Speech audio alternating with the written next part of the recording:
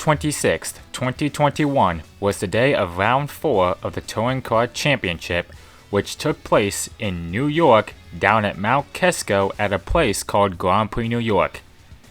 The Touring Kart Championship made its mark at this place back in March earlier this year, and this time around, championship points are on the line.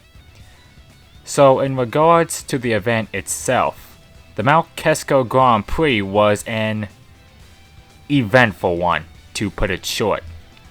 The karts kept losing power and lacked pace according to some of the competitors that participated in the Mount Kisco Grand Prix. Familiar faces returned to the grid to tear up the competition, with Jack Carpenter being one of them, making his second race in the Touring Kart Championship at the same place he made his first. For Carpenter, GPNY is his home turf, and he blistered the field just as he did in the Premier Grand Prix 3 months before. This event in particular has been booked in the TKC history books, given that there were this time 2 female racers. Brenna Schubert with 2 podiums at this point in the series, along with Cristina Esposito, who is a professional race car driver making her TKC debut. Both drivers finished on the podium in their respective weight classes. Brenna finished in 3rd in the heavyweight, and Cristina finished runner-up in the lightweight class. Nicholas Angatti finished P2 in the heavyweight class, and finishing in 3rd in the lightweight class, rounding out the podium, was Brandon Devine. Winners were Jack Carpenter and Sam Catanese in their respective weight classes. Jack in the lightweight class, and Sam in the heavyweight class. Alex Smith and his rival R.J. Cummings were also in this event.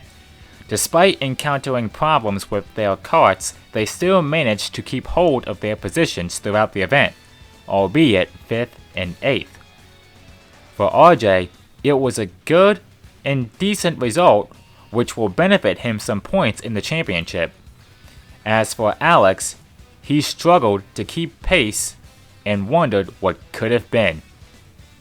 With Jack Carpenter setting the triple of pole position, fastest lap, and race win, it awarded him 10th place overall in the championship standings, tied with Steve Hendrick, who won at Slick Willie's.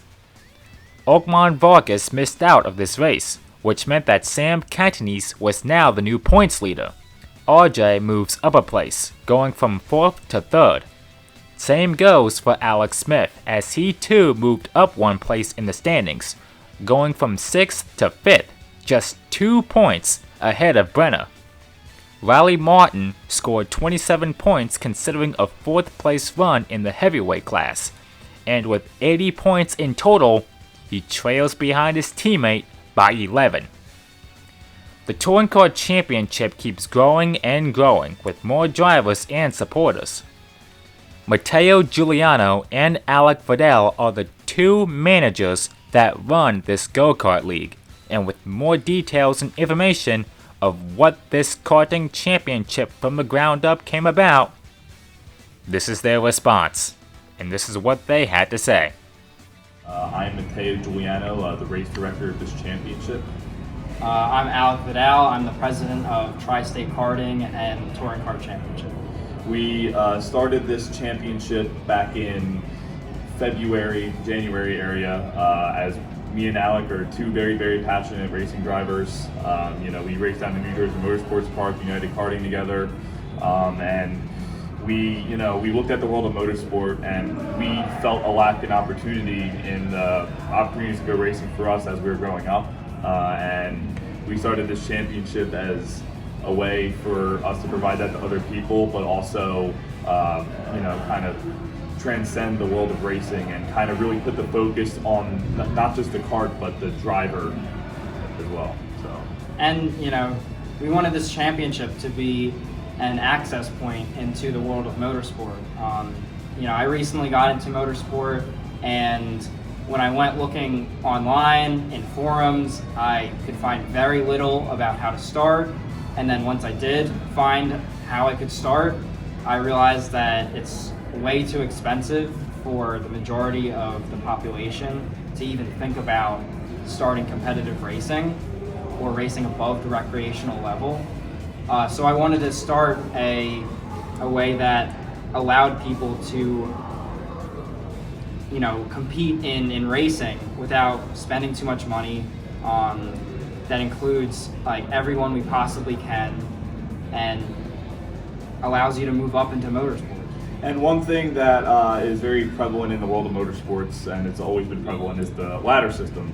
As you know, Formula One and World Endurance Championship and NASCAR and sports car racing came up in the 50s, 60s, and 70s. It started to kind of turn into different classes to where like you start in a slow or a small form of motorsport, then as you move up and as you gain more knowledge and more talent or whatever, you move up into the higher ranks. Now, we live in a world where, automobiles have come a very long way. Formula One has come a very long way in technical development as well as research. And there's plenty of karting facilities where these places have mechanics that are getting better and better by the year of making even karts and getting people into a competitive environment, with just themselves in a helmet. And the thing is, we still live in a world where there are pay drivers. There are drivers that are able to get more opportunities than others just from having a little bit more cash.